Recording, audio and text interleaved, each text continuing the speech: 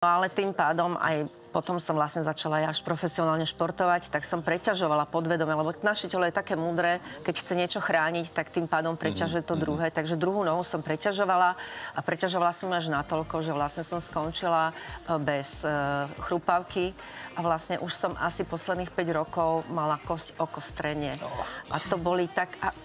sa ma pýtali vždycky fitpovíťačky, že Zori, no, vidíme, že trpíš, že aká to je bolesť. Hovorím, predstav si, že máš vnútri taký železný žeriav, ktorý ti takto stále škrábe tú kosť. Proste to boli agonické bolesti, takže ja som si predstavovala, že sa dostane medicína tam, že zoberiem mu chrupavku z ucha, dajú do skúmavky, do Pedriho misky a že mi teda vyrobia umelý kolenný klb a šupnú mi ho tam, hej. No.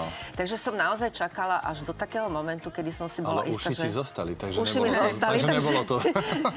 Z uši to nebolo, no ale mňa pán primár Almaši, ktorý ma operoval, tak sa rozhodol, že mi bude robiť obidva kolenné kĺby naraz. Kvôli tomu nie každý je optimálny pacient. Ja aj tým, že som športovec, aj tým, že mám nízku hmotnosť, aj tým, že on vedel, že budem rehabilitovať. Takže mi ju robil roboticky.